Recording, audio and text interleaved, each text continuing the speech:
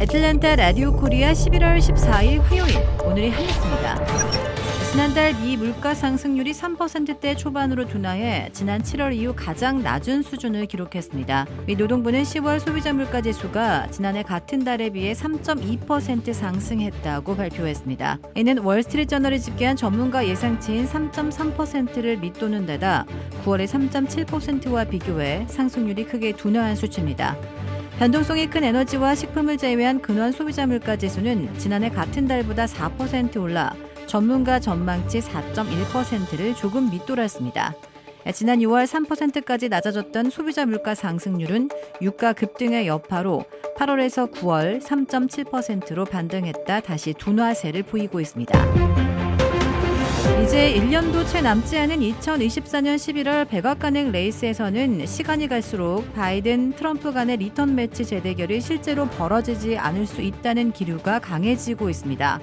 민주공화 양당에서 동시에 바이든, 트럼프가 아닌 다른 대통령 후보들이 맞대결해 차기 백악관 주인을 결정해야 한다는 소리가 커지고 있습니다. 월스트리트저널은 지난 8일자 조지 W 부시 전 대통령 만들기에 앞장섰고 부시 백악관에서 정치 고문을 지낸 칼 로브의 칼럼을 싣고 미 유권자들은 바이든이나 트럼프가 아닌 다른 대통령 후보들을 원하고 있다고 보도했습니다. 바이든 대통령이 재선 도전을 공식 선언했을 때인 지난 4월 말 NBC 여론조사 결과 바이든 불출마 요구 여론이 70%, 트럼프의 불출마는 60%나 되는 것으로 나타났으며 민주당원들이 51%, 공화당원들의 33%도 불출마를 원하는 것으로 조사됐습니다. 특히 시간이 갈수록 조 바이든 대통령이 불출마해야 한다는 압력이 거세지고 있는 것으로 보입니다.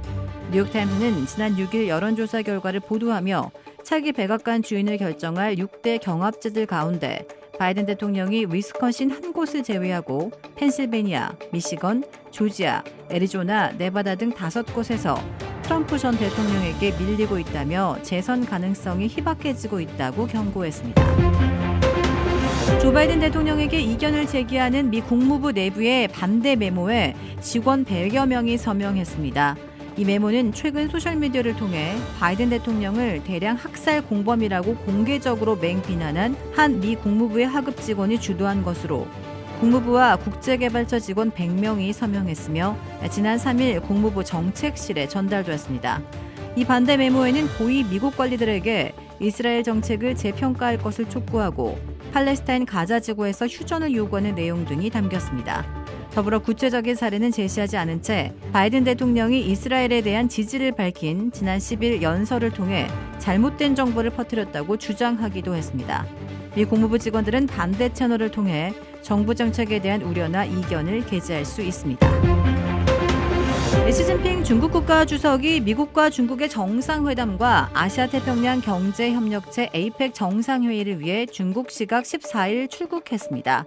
중국 현지 언론들은 시 주석이 조 바이든 대통령의 초청으로 미국 샌프란시스코에서 열리는 미중 정상회담과 APEC 정상회의에 참석하기 위해 이날 저녁 전용기 편으로 베이징을 떠났다고 보도했습니다.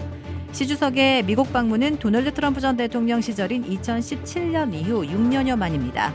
시 주석은 15일 샌프란시스코에서 바이든 대통령과 정상회담을 할 예정입니다.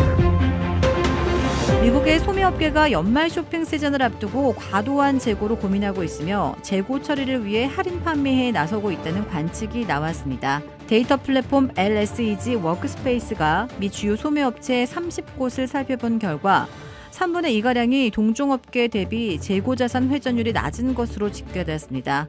이는 판매가 부진하거나 재고가 과도하다는 의미입니다. 지난해의 경우 높은 인플레이션에 직면한 소비자들이 대량 소비를 줄이면서 소매업계가 과잉 재고에 따른 실적 악화로 고전한 바 있는데 2년 연속 비슷한 상황이 펼쳐질 수 있다는 평가입니다. 분기 실적 발표에 따르면 대다수 소매업체는 지난해부터 재고 수준을 낮춰왔지만 재고 자산 회전율을 보면 여전히 재고 수준이 높음을 알 수 있다는 게 설명입니다. 게다가 미국 소매협회는 미국 소비자들의 올해 쇼핑 시즌 지출 증가율이 인플레이션 수준인 3에서 4%에 그쳐 최근 5년 새 가장 낮을 것으로 보고 있는 만큼 재고와 그에 따른 비용 문제가 더욱 부각할 수 있는 상황입니다. 이러한 가운데 시장에서는 이번 주 월마트와 타겟의 실적 발표가 쇼핑 시즌 전망에 실마리를 제공할 것으로 보고 있습니다. 워싱턴 포스트는 여론조사 기관 퓨 리서치 센터의 설문조사를 인용하며 미국의 팀 문화는 한마디로 엉망이다라며 이같이 보도했습니다. 미국인들조차 언제 팁을 줘야 하는지, 어떤 서비스에 얼만큼 팁을 줘야 하는지 혼란스러워하고 있으며 추가 서비스 요금이나 권장 팁 제시와 같은 최근 추세에 불만을 품고 있다는 것입니다. 퓨 리서치는 미국 성인 11,945명을 대상으로 한 설문조사 결과를 발표했습니다. 응답자의 72%는 5년 전보다 더 많은 곳에서 팁을 줘야 한다고 느끼고 있다고 답했고, 실제로 코로나19 팬데믹 이후 고물가 장기화와 키오스크 확산 등이 겹치면서 카페부터 테이크아웃 매장까지 거의 모든 곳에서 팁이 부과되고 있는 상황입니다. 대부분의 사람들은 추가 서비스 요금에 대해서도 부정적인 의견을 냈습니다. 이는 재료비나 인건비와 같은 비용을 충당하기 위해 고객이 내는 팁에 다양한 이름을 붙여놓는 금액을 말합니다. 응답자의 72%가 이에 반대했으며 단지 10%만이 선호한다고 답했습니다. 도널드 트럼프 전 대통령의 큰 누나인 메리앤 트럼프 베리 전 미 연방법원 판사가 별세했습니다. 뉴욕타임스는 소식통을 인용해 86세인 베리 전 판사가 뉴욕 맨하튼 어퍼 이스트사이드 자택에서 별세했다고 전했습니다. 신문은 트럼프가 큰 누나의 조언을 가장 경청했지만 임기 말 무렵 큰형에 따른 조카 메리 트럼프 회부록에 베리 전 판사가 비판적인 말을 한 것이 공개되면서 둘 사이에 금이 갔다고 전했습니다. 트럼프 전 대통령은 3남 2녀 중 차남으로 베리 전 판사는 집안의 장녀이자 트럼프의 큰 누나입니다. 미국 대학의 유학으로 온 외국인 학생이 40여 년 만에 가장 큰 폭으로 증가하며 코로나19 팬데믹 이전 수준을 거의 회복했습니다.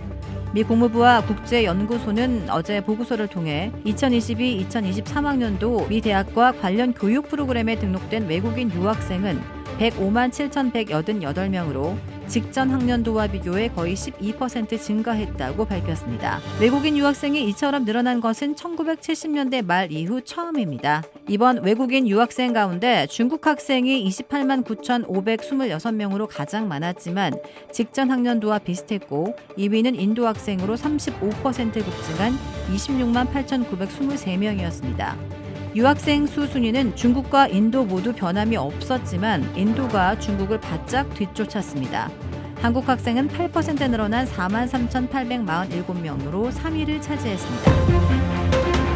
로스앤젤레스에서 할리우드 유명 인사의 아들로 알려진 남성이 엽기 살인 행각을 벌여 논란이 되고 있습니다. LA 경찰국에 따르면 지난 8일 오전 6시께 LA 웨스트밸리 지역의 한 주차장 쓰레기통에서 여성 시신의 몸통 부분이 담긴 비닐봉지가 발견됐다는 신고가 접수됐습니다. 출동한 경찰은 인근 주택에 거주하던 메이 리 해스컬의 시신으로 추정하고 남편인 세뮤얼 해스컬을 살인 용의자로 체포했습니다. 또 메이리의 부모인 가오샨 리, 옌샹 왕도 함께 실종된 것으로 전해졌습니다. 해스컬 부부의 초등학생 자녀들은 세뮤얼 해스컬이 체포되던 날 학교에 있었던 것으로 확인돼 당국이 돌보고 있습니다. 지역 방송에 따르면 세뮤얼 해스컬은 지난 7일 일용직 인부들에게 집에서 대형 쓰레기 봉투 3개를 치우는 일을 시킨 것으로 파악됐습니다. 이를 의아하게 여긴 인부들은 봉투 안을 확인한 뒤 시신 일부가 아닌가 하는 의심에 다시 봉투를 돌려줬다고 밝혔습니다. 해스컬은 현재 구금돼 있으며 기소될 예정입니다. 해스컬의 아버지는 과거 할리우드 유명 매니지먼트사 임원이었으며 현재 영화 제작자로 활동하는 샘 해스컬로 알려졌습니다. 그는 우피 골드버그, 돌리 파튼, 조지 클루니 등 스타들이 소속돼 있던 매니지먼트사 윌리엄 모리스 에이전시의 부사장을 지냈고 2012년부터는 TV 영화 제작사를 차려 운영하며 돌리 파튼이 출연한 작품으로 2021년 에이미상을 받기도 했습니다. 주택 구매뿐만 아니라 커머셜, 웨어하우스, 비즈니스 건물까지 부동산계의 큰손 이중한 부동산. 크레딧 카드 빚 최대 80%까지 탕감. 크레딧은 지켜드리고 빚은 줄여드리는 O3 컨설팅이 오늘의 한 뉴스를 후원합니다. 이상 애틀란타 라디오 코리아 11월 14일 화요일 오늘의 뉴스의 고지선이었습니다.